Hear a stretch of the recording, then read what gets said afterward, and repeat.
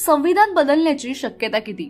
भारतीय संविधान बदलण्याची गरळ ओकणारी भाषा अधूनमधून राष्ट्रीय स्वयंसेवक संघ प्रणित व्यक्ती संघटना करीत असतात. त्यात दखलपात्र किती हा मुद्दा अलहायदा. तथापि संविधान तणावातून जात असल्याची सूर तज्ञांद्वारे देखील लावला गेलाय. संविधानाचे रक्षक असणाऱ्या समूहातून संविधान वाचविण्याची भाषा अधिक ऐकायला मिळते. सत्ताधारी मात्र बोलण्यापेक्षा कृती कार्यक्रमांकडे अधिक लक्ष देत आहेत. या संदर्भात उद्भवणारा महत्वाचा प्रश्न म्हणजे भाजपेतर सर्वच राजकीय पक्ष वैचारिक अजेंडा सेट न करताच केवळ संविधानवाद्यांची मते आपल्याला मिळावी एवढ्याच उद्देशाने संविधान धोक्यात असल्याची भाषा करताना दिसत आहेत का? काँग्रेसपासून कम्युनिस्ट पक्षापर्यंत अनेक जण संविधान बदल होईल अशी भाषा वापरत आहेत. असे करण्यापूर्वी या राजकीय पक्षांनी काही आत्मपरीक्षण केले आहे का? या वर्षी स्वातंत्र्याची 75वी आणि संविधानाची 73वी आपण साजरी करीत आहोत. या 500 वर्षाच्या काळात हल्ली अनेकांना भारतीय संविधान प्रेमाचे उमाळे दाटून आले. यापैकी किती जणांनी भारतीय समाजाला संविधानी बनवण्यासाठी नियोजनबद्ध कार्यक्रम आखून तो अंमलात आणला आहे? हल्लीचे खाऊच्या धोरण 1991 साली काँग्रेस पक्षाने आणले. त्या संविधानाच्या मार्गदर्शक तत्वांना धरून आहे का? आजही अनेक काँग्रेसी राज्यात अनुसूचित जाती, जमाती व धार्मिक अल्पसंख्याक यांना हाल अपेष्टा भोगाव्या लागतात व भेदभाव देखील सहन करावा लागतो. तिथे संविधानाची व्यवस्थित अंमलबजावणी करण्यास काँग्रेस पक्षाला कोणी रोखले? कम्युनिस्टांना तर संविधानच मान्य नव्हते. मग आज त्यांचे हे संविधानाचे प्रेम का उफाळून आले?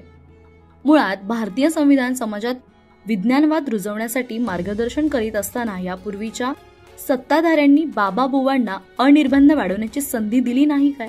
त्यातून संविधानिक समाजाच्या अगदी विरोधी समाज बनवण्याचे एक षडयंत्र मार्गी लागले होते.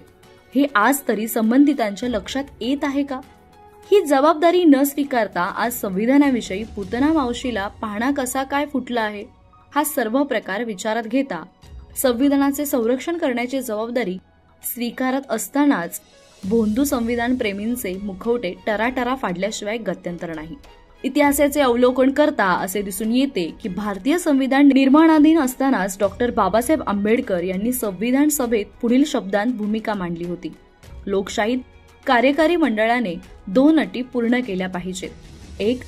ते एक स्थिर कार्यकारी मंडळ असणे आवश्यक आहे आणि 2. ते एक जबाबदार कार्यकारी मंडळ असणे आवश्यक आहे.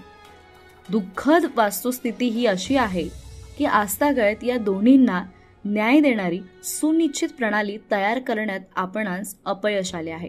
यास सत्ताधारी, विरोधक, न्यायपालिका, कार्यपालिका, पत्रकार, लेखक, विचारवंत व सामान्य जनता हे सगळेच कमी जास्त प्रमाणात जबाबदार आहेत.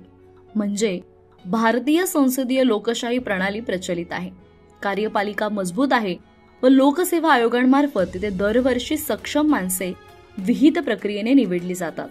प्रश्न, ठराव, अविश्वास प्रस्ताव, स्थगन प्रस्ताव आणि वादविवादांद्वारे संसदेच्या सदस्यांचे मूल्यांकन देखील केले जाते. दर 5 वर्षांनी किंवा त्यापूर्वी होणाऱ्या निवडणुकांच्या वेळी मतदारांकडून नियतकालिक मूल्यांकन केले जाते. उत्तरदायित्वाने मूल्यांकन मात्र नगण्य आहे. मुळात नियतकालिक मूल्यांकनापेक्षा ते कितीतरी जास्त प्रभावी आणि भारतासारख्या देशात अधिक आवश्यक आहे. स्थिरतेपेक्षा जबाबदारीला प्राधान्य दिल्यामुळे लोकप्रतिनिधी सर्रास पक्षांतर करीत आहेत. हे जबाबदारीच्या मूल्याचे गैरअर्थ काढणे आहे. कोणत्याही सरकारच्या स्थिरतेपेक्षा त्याचे जबाबदेही म्हणजे जबाबदार असणे अधिक गरजेचे असते. सत्ताधारी वर्गाने भारतात लोकशाहीला म्हणजे जनतेला जबाबदेही किंवा जबाबदार असण्यापेक्षा विसंगती वाढवण्यास अधिक हातभार लावला आहे. समाजाचे वर्तन संविधानाशी सुसंगत होण्यासाठी लोकांना संविधान साक्षर करण्याची जबाबदारी असलेल्या राजकर्त्यांनी आपल्या जबाबदारीचे पालन केलेले नाही. आता तेच मोठ्या स्वरात म्हणायला लागले की संविधान धोक्यात आहे. संविधान धोक्यात आहे.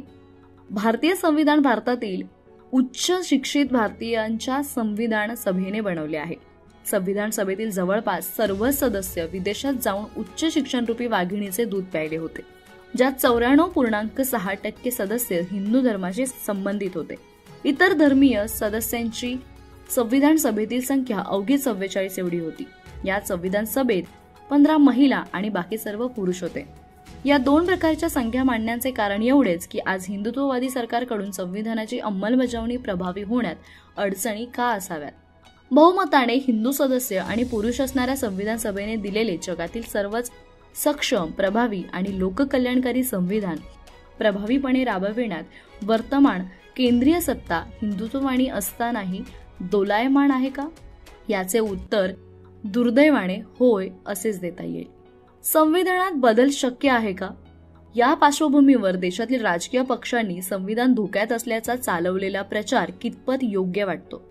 भारतीय संविधान सभेने निर्माण केलेल्या संविधानात अनुच्छेद 368 नुसार दुरुस्ती करता येते.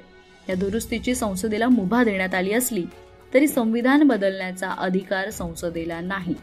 संसद ही संविधानानंतर आहे. संसदेपेक्षा संविधान सर्वोच्च आहे.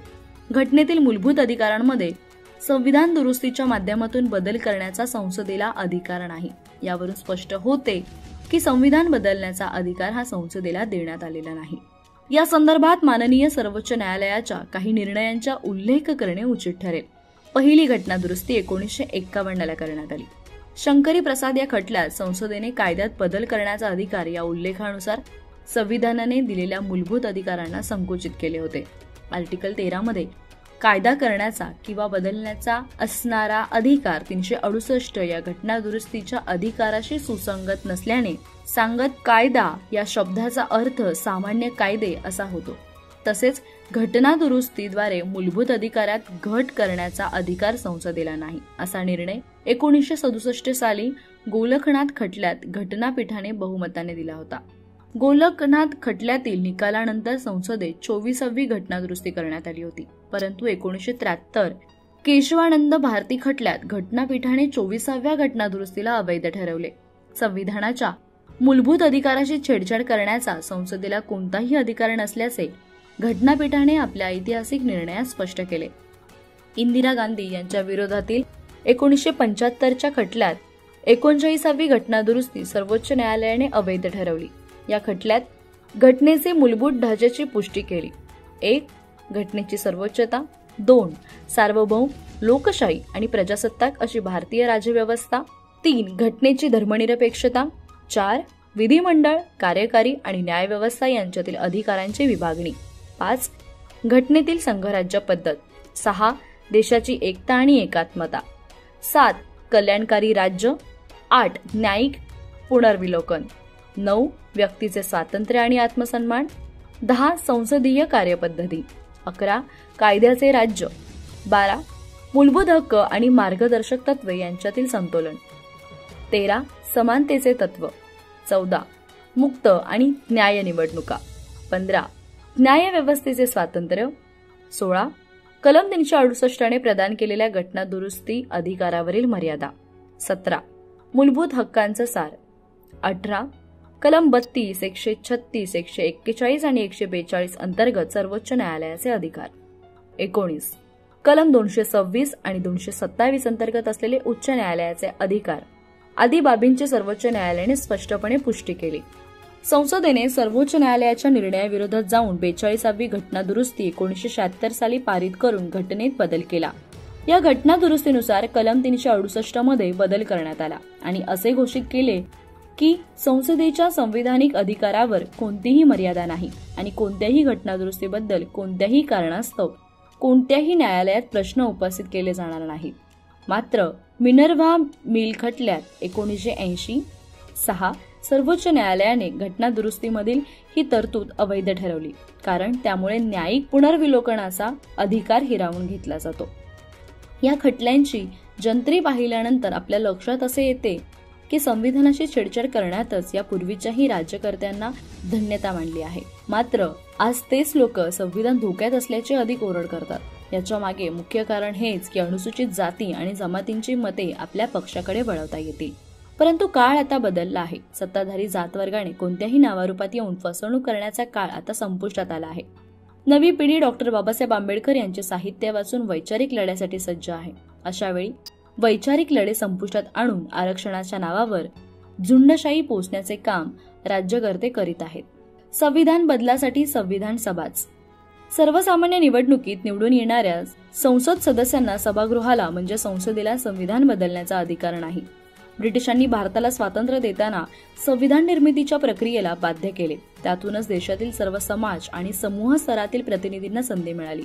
पुराण काळापासून आपल्या मुक्तीसाठी सज्ज झालेल्या भारतीय समाजाला खऱ्या अर्थाने अधिकार मिळाले ते या संविधान सभेतून.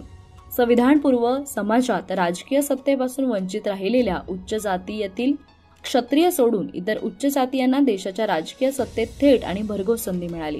समाजातील दबलेल्या समूहाला घटनेच्या प्रास्ताविकानुसार समान संधी, सामाजिक, आर्थिक आणि राजकीय न्याय, विचार, अभिव्यक्ती आणि पूजा पद्धतीचे स्वातंत्र्य आणि व्यक्ती म्हणून प्रतिष्ठा देण्याचे अभिवचन मिळाले. मात्र संविधानोत्तर काळात राजकीय सत्ता, प्रशासन आणि न्यायपालिकेत मोठ्या प्रमाणात बस्तान बसवलेल्या उच्च जातीय सत्ताधारी जातवर्ग समुदायाने उर्वरित 85% समाजाला संवैधानिक अधिकार मिळू नयेत यासाठी भारतीय समाजात संविधानिक साक्षरता निर्माण करण्याचे जाणीवपूर्वक टाळले. अर्थात ते ज्या राजकीय पक्षांच्या माध्यमातून सत्तेत आले होते त्यांच्या करवीस तेही बाब साध्य करून घेत राहिले. अर्थात त्या राजकीय पक्षांची नावे अनेक असली तरी मुख्यत्वे काँग्रेस हेच नाव अधिक मोठे राहिले.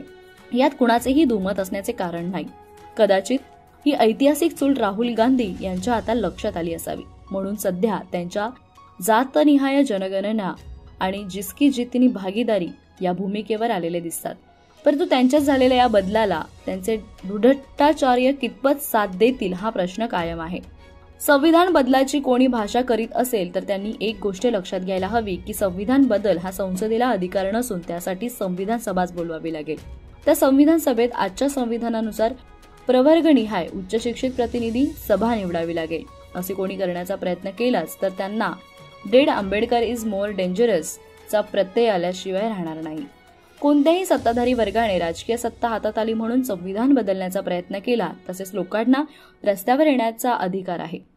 यापेक्षा संविधान मूल्यांपासून वंचित, दूर ठेवल्या गेलेल्या आणि आता जागृती आलेल्या समूहांनी संविधान साक्षर लोकांनी अधिक सक्रिय होऊन संविधानाने दिलेली मोठ्या खटल्यात सर्वोच्च न्यायालयाने अधोरेखित केलेली मूलभूत मानवाधिकार मूल्ये जतन करण्यासाठी रस्त्यांवर, प्रशासनात, न्यायालयात, विद्यापीठात, माध्यमात सजग राहून आपले कर्तव्य निभावण्याची बांधिलकी जोपासली पाहिजे. संविधान साक्षर राष्ट्र घडवण्यासाठी प्रमाण केलेल्या काँग्रेसने आणि संविधानाने ज्यांना सन्मानाने जगण्याची संधी प्राप्त झाली त्या सर्वांवर आता नियतीनेच त्यांनी केलेले प्रमाद दुरुस्त करण्याची जबाबदारी सोपवली आहे. ती पार पाडण्यात या सर्वांचे कल्याण आहे. केवळ मतपेटीवर नजर ठेवून नाही तर ही प्रतिज्ञा आगामी दीर्घ पल्ल्यासाठी यांनी घेतली पाहिजे. संविधान बदलाच्या भीतीवर हीच उक्ती आणि कृती उपयुक्त ठरणारी.